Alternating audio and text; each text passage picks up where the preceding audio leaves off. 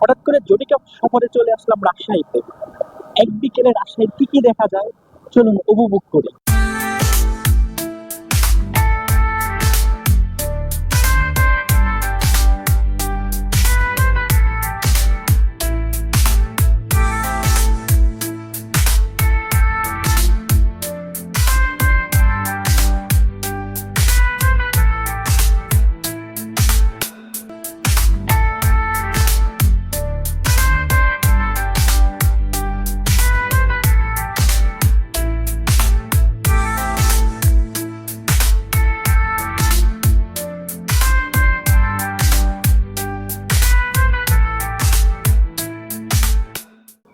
বন্ধুরা, আমি এখন চলেছি রাজশাহী শহরের রাজপথ ধরে।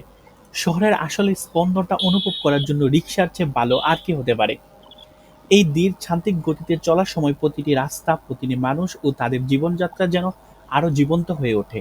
এই সময়টা উপভোগ করার আর এখনকার ইতিহাস এবং আধুনিকতার মিশ্রণের কাছ থেকে দেখার। দেখুন, এই শহর যেন এক ঐতিহ্যকে আজও ধারণ করে আছে। পুরনো দিনের ভবন আর আধুনিক স্থাপত্যর একটা দারুণ মেলবন্ধন দেখা যায় এখানে। রাজশাহী শুধু শিক্ষানগরী বা সিল্ক সিটি নামেই পরিচিত নয়, আর একটা নিজস্ব দৃঢ়তা আর অভিজাত্য আছে, যা এই রিক্সার ঝাঁকুনিতে স্পষ্ট অনুভব করা যায়।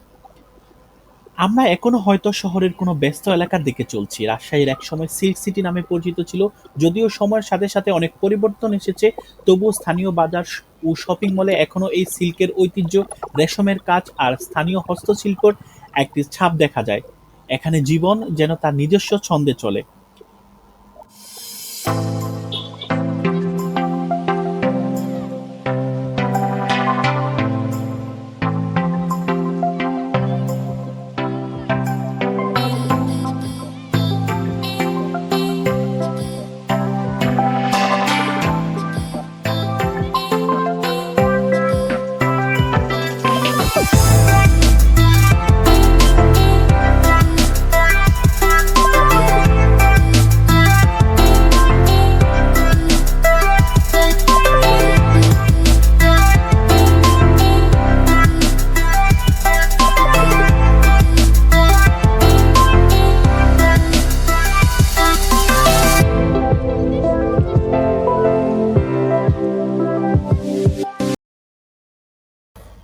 বন্ধুরা, এখন আমি দাঁড়িয়ে আছি রাজশাহী শহরের এক ঐতিহাসিক ও জনপ্রিয় স্থান পদ্মা নদীর ধারে টি বাদে।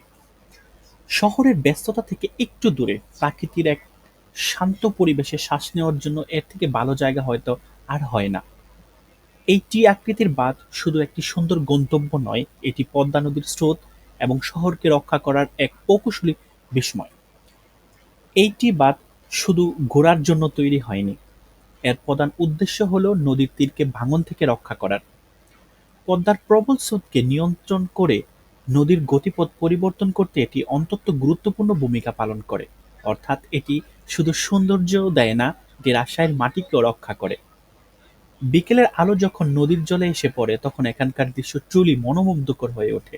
আপনারা দেখতে পাচ্ছেন সূর্যাস্তের সময় আকাশ আর নদীর জলের রং কেমন মিলেমিশে একাকার হয়ে যায়। টিবাদের উপর দিয়ে হেঁটে যাওয়ার সময় আপনার মনে হবে যেন আপনি নদীর অনেকটা ভিতরে চলে এসেছেন। এখানে দাঁড়ালে পদ্মার বিশালতা এবং শান্ত ঢেউর শব্দ, এই দুটি এক অসাধারণ অভিজ্ঞতা পাওয়া যায়। বহু বছর ধরে একটি বাঁধ স্থানীয়দের কাছে একটি মিলন ক্ষেত্র। বন্ধু-বান্ধব, পরিবার ও প্রিয়জনের সাথে সময় কাটানোর জন্য সবাই এখানে আসে। তাই এর সঙ্গে জড়িয়ে আছে অসংখ্য স্মৃতি আর গল্প। এই জায়গাটি রাজশাহী মানুষের জীবনের একটি অংশ, যেখানে তারা একসাথে হাঁটে, বসে এবং নদীর শোভা উপভোগ করে। বন্ধুরা, এখন আমি আছি রাজশাহী কেন্দ্রীয় বোটানিক্যাল গার্ডেন ও চিড়িয়াখানাতে। রাজশাহী শহরে কেন্দ্রীয় উদ্যান ও চিড়িয়াখানাটি বর্তমানে বোটানিক্যাল গার্ডেন ও চিড়িয়াখানা নামে পরিচিত। এটি পদ্মার পাড় ঘেঁষে অবস্থিত। এটি রাজশাহীর শহরের জিরো পয়েন্ট থেকে প্রায় ৩ কিলোমিটার পশ্চিমে রাজপাড়া এলাকায় অবস্থিত।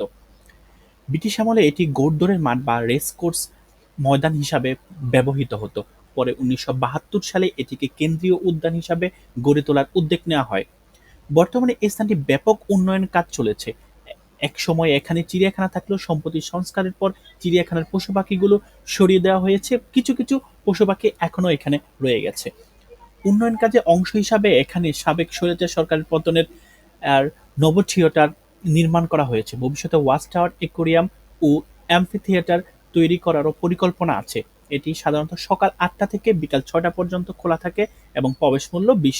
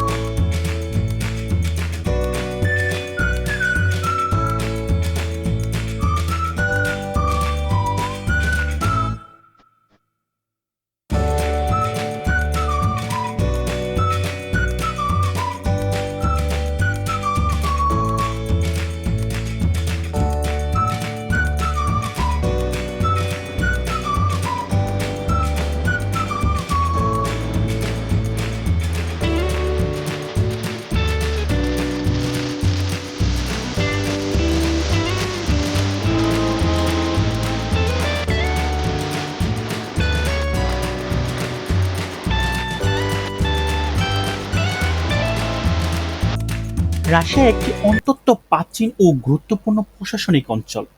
রাজশাহী ১৭৭২ সালে একটি জেলা হিসাবে প্রতিষ্ঠিত হয়েছিল। এটি ছিল ব্রিটিশ ঔপনিবেশিক শাসনের সময়কাল প্রথম দিকের জেলাগুলোর মধ্যে অন্যতম। ১৮২৯ সালে যখন ঢাকা, চট্টগ্রাম ও মুর্শিদাবাদের মতো বড় বিভাগগুলো তৈরি হয়েছিল, তখন রাজশাহীও ১৮২৯ সালে একটি বিভাগ হিসাবে আত্মপ্রকাশ নামে ডাকা হয়। এখানে রয়েছে প্রাচীন ও ঐতিহ্যবাহী রাজশাহী বিশ্ববিদ্যালয়, রাবি এবং রাজশাহী কলেজ, যা দেশের অন্যতম সেরা ও পুরনো শিক্ষা প্রতিষ্ঠান। অসংখ্য শিক্ষা প্রতিষ্ঠান থাকায় এটি জ্ঞান ও সংস্কৃতির চর্চার একটি গুরুত্বপূর্ণ কেন্দ্রে পরিণত হয়েছে। রেশম চাষ, গুটি থেকে সুতো তৈরি এবং সেই সুতো দিয়ে শাড়ি ও কাপড় বোনার ঐতিহ্য রয়েছে। এখনকার রাজশাহী সিল্ক বাংলাদেশে এবং বিদেশে খুবই জনপ্রিয়। রাজশাহী মূলত আমের জন্য বিখ্যাত। এখনকার ফজলি, ল্যাংড়া, গোপালভোগ এবং ক্ষীরসাপাত হিমসাগর আমের সুনাম দেশ জুড়ে।